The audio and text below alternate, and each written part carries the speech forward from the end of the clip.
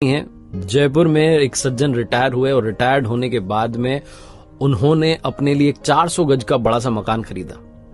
और वो मकान उन्होंने इसलिए खरीदा क्योंकि उस मकान के पीछे वाले हिस्से में एक आम का बड़ा पुराना सा पेड़ था और उनकी वाइफ को आम बड़े पसंद थे। तो उन्होंने सोचा कि इससे बढ़िया जो है क्या हमें मकान मिल सकता है। बना बनाया मकान था।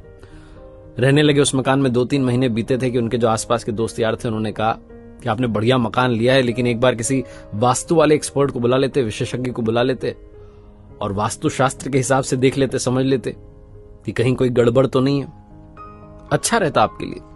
तो इनको आइडिया अच्छा लगा। इन्होंने कहा चलो ठीक है बुला लेते हैं। तो दिल्ली से एक विशेषज्ञ एक्सपर्ट को बुलाया गया जो कि पिछले 30 साल से यही काम कर रहे थे, बड़े दक्ष थे इस काम में।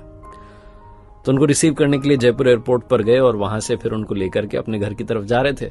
तो पहले तो रेस्टोरेंट में उनको बढ़िया सा राजस्थानी भोजन करवाया, लंच करवाया। और जब जा रहे थे सड़क पर, जब गाड़ी चल रही थी, तो वास्तु वाले एक्सपर्ट देख रहे थे कि ये जो सर जी थे जिन्होंने घर खरीदा था, ये कोई भी कार आती है ओवरटेक करने की कोशिश करती तो उसको जगह देते थे आराम से कि वो निकल जाए।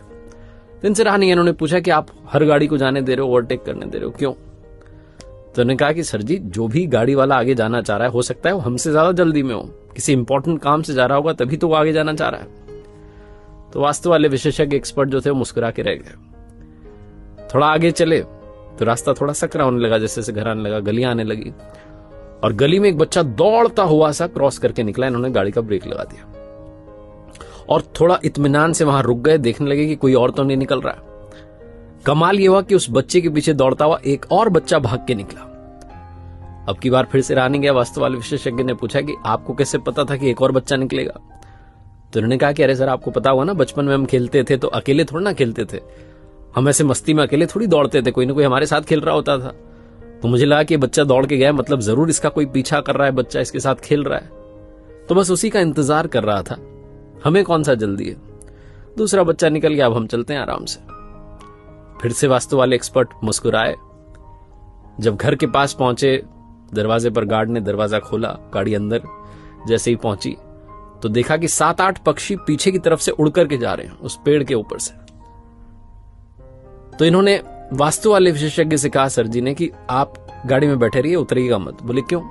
बोले वो पीछे से पक्षी उड़ के गए, मतलब कि पीछे बच्चे आए हुए हैं और बच्चे आम लेने के लिए आए होंगे बड़े प्यार से, तो वो आम ले लें, चले जाएं अपने अपने घर में, उसके बाद हम उतरेंगे, वरना वो हड़बड़ाहट में उन्हें लगेगा कि घर का मालिक आ गया, वो हड़बड़ाहट में उतरेंगे, चोट लग सकती है।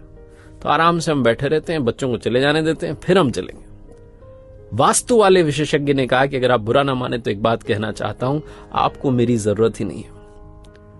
ये सर जी डर गए। उन्होंने कहा क्या हुआ, कोई गलती तो नहीं की आपके आदर सत्कार में? उन्होंने कहा नहीं कोई गलती नहीं हुई, आपको मेरे जैसे किसी भी इंसान की जरूरत नहीं है क्योंकि आपके यहां कोई वास्तु दोष ही नहीं है। बोले आप कैसे कह सकते हैं, आपने तो घर ही नहीं देखा। तो विशेषज्ञ जो थे, एक्सपर्ट थे, उन्होंने कहा कि अरे सर मैंने आपको पूरा नोटिस किया, आपके व्यवहार को नोटिस किया, ओवरटेक आप गाड़ी को करने दे रहे हैं क्योंकि आपको लगता है कि सामने वाला जल्दी में, उसे इंपॉर्टेंट काम है, आप उसका ख्याल पहले रख रहे हैं। गली में बच्चा दौड़ के जाता है तो आप दूसरे बच्चे का इंतजार करते हैं कि पहले वो भी निकल जाए, और यहां घर आए तो आप इस बात की प्रतीक्षा कर रहे हैं कि जो बच्चे आपके आंगन में से आम चुराने आए हैं, जिन्हें आप कह रहे हैं कि प्यार से आम ले जाने आए हैं, वो चले जाए, उनको कहीं चोट ना लग जाए। जो इंसान अपने से पहले दूसरों की खुशी का ख्याल रख रहा है, उसके घर में, उसके आंगन में किसी भी तरीके का कोई वास्तु दोष हो ही नहीं सकता।